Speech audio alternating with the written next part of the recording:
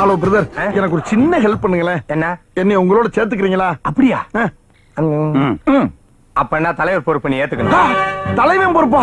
ஏங்க, சில இடத்துல தொண்டன் பதவி தரதே பெரிய விஷயம். நீங்க எப்படி சேர்ந்தவனே தலைவன் பதவி தர்றீங்க? அடி வாங்க ஆள் வேணும்ல. அடி வாங்குறதுக்கா? இன்னைக்கு கேப்டன் எது செஞ்சாலும் அதுதான் ட்ரெண்ட். இன்னைக்கு சோஷியல் மீடியால பத்திரிகைகளை என்று சொன்னார். சோஷியல் மீடியால 99% அதுக்கு மக்கள் ஆதரவு கிடைச்சது.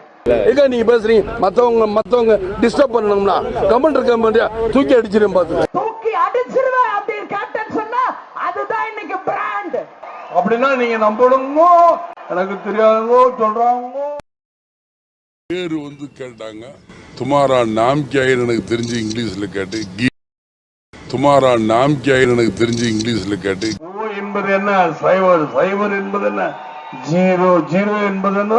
சைபர். சில நாள நான் பாக்குறேன், கேப்டன் பேசுறதே புரியல, கேப்டன் பேசுறது ஏதோ கொலக்கியல் லாங்குவேஜா இருக்கு என்று சில பத்திரிகைகளை எழுதிட்டு இருக்கேன். விஜயகாந்துக்கு பயம் ஏன் தெரியுமா? சினிமால தட்டி கேட்டே பழக்கப்பட்டவன். அன்னைக்கு இங்க சினிமால ஓ சினிமாக்காரன் ஆயில்லையா, உங்க அம்மா தாயா உருவாக்கும் போது அங்க போய் கேளுங்க.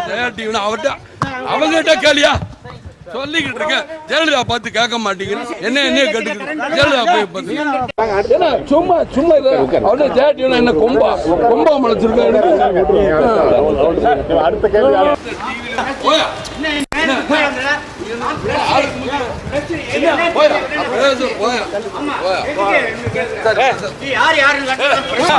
திராவிட கழகம் என் கட்சி பத்தி எனக்கு தெரியும், எப்படி கொண்டு போகணும், எவ்வளவு தூரம் மகளிர் கூட்டம் எப்படி வந்துச்சு, எப்படி கொண்டு போகணும்னு எனக்கு தெரியும்.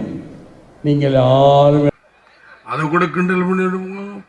எதுல போனா வாட்ஸ்அப்லயும் இதுலயும் வேற என்ன வேலை. இந்த புதிய தலைமுறைன்னு ஒரு பத்திரிகை இருக்கு, தினத்தந்தின்னு இருக்கு. தினத்தந்தின்னு ஒரு டிவி, 2 டிவி எங்களை போட்டு காய்ச்சிருக்கு. எப்பா இப்படியா சப்போர்ட் பண்ணி தேடுதாக்க ஒரு அளவு வேண்டாம். ஒரு கிலோ 5 ரூபா. நான் சொல்றது 5 10 ரூபானா என்னாச்சு? இது ஒரு 10, இது ஒரு 10, 20 ரூபா. 20 ரூபா ஒரு மூட்டைக்கு மாத்திரம் கிடைக்குதுன்னா ஒரு 1000 மூட்டை வாங்கினா எவ்வளவு ஆச்சு? 2000 ரூபா. தேவையா? தேவைதான் இல்ல. 20,000 2000 இல்ல 20,000.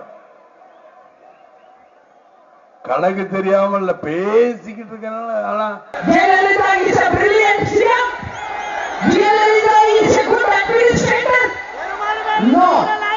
Once upon a time I was thought Jayalalithaa was a brilliant lady. சும்மா இதே பயமுறுத்த கூடாது. ஜெயலலிதாவுக்கு இன்னைக்கு திராணி இருக்கான்னு என்ன பார்த்து கேட்டதெல்லாம் இந்த 5 வருஷம் தான்.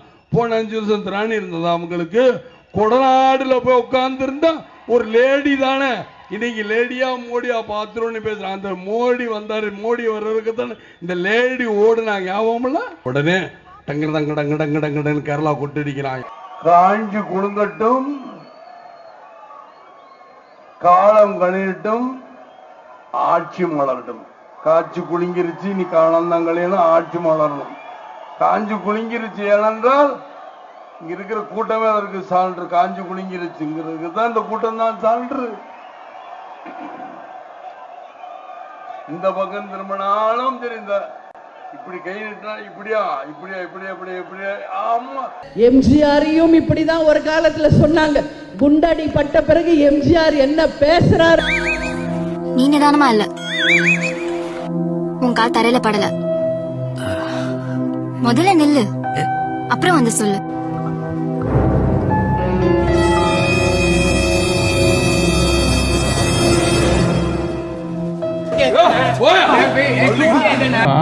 அடிக்கல மாட்டேன் வாங்க.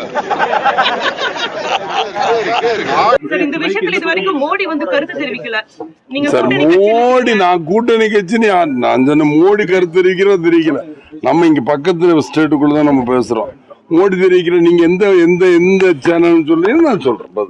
ஏன்னா நீங்க வந்து இல்ல அந்த நரம்பு தெரியாம நீங்க விளையாண்டுகிட்டு இருக்கீங்க. கோபம் இருக்கும் இடத்தில் தான் குணம் இருக்கும் என்று ஒரு பழமொழி இருக்கு. அடிச்சு சொல்றேன் மக்களே, இல்லை. அந்த குழப்பத்தை ஏற்படுத்துறதுக்கு பேர் தான் விஜயகாந்த். எம்ஜிஆர் ஆரம்பித்த கட்சிக்குள் புகுந்த வீட்டுக்குள் புகுந்த கருணாகரன் தான் செல்ல. இந்த விஜயகாந்த் சிசர் கிக் அடிக்கிறேனே படங்கள்ல டம்மு டம்முன்னு அந்த ஃபுட்பால்ல விளையாண்டுதான் இன்னைக்கும் கிக் அடிக்கிறேன் படத்துல. அங்க போய் கையை கழுத்துக்கு கிட்ட வரணும். இப்படி 3 முறை செஞ்சாலும் அப்படியே தூங்க வச்சு உட்காந்துக்கணும். தூங்க வச்சு உட்காந்துட்டு குஷனை பயன்படுத்திக்கணும். வெளிச்சோட உங்க சுவாசத்துக்கும் உங்க எண்ணத்துக்கும் இடையே ஒரு தொடர்பு இருக்கும். உங்க எண்ணங்கள் சமநிலையா இருந்தாதான் உங்க செயலும் உங்க உணர்வுகளும் ஒரு சமநிலையா இருக்கும். இந்த 3 சமநிலையில இருந்தாதான் உங்க வாழ்க்கை நல்ல நிலையில நடக்கும். அதே நேரத்துல மற்றவங்களோட வாழ்க்கைக்கும் நல்ல விதத்துல நீங்க பங்களிக்க முடியும். அதனால உங்க நல்வாழ்வுக்கு மிக மிக அத்தியாவசியமான எல்லாரும் கேட்குறீங்களே, இதற்கு முழு காரணமா இருந்த அந்த கூகுள் நிறுவனத்துல ஒரு தமிழர் சுந்தர் பிச்சை முத முகநூலுக்கு நான் தான் நன்றி தெரிவிச்சேன். இப்ப எல்லாரும் சொல்லலாம், எல்லாரும் சொல்லணும், சொல்ல வேண்டியது உங்க ஒவ்வொருடைய தமிழருடைய கடமை என்பது தாழ்மையோடு தெரிவித்துக் கொள்ளுகிறேன் என்பதை தெரிவித்துக் கொள்கிறேன். ஒண்ணுமே தெரியலன்னா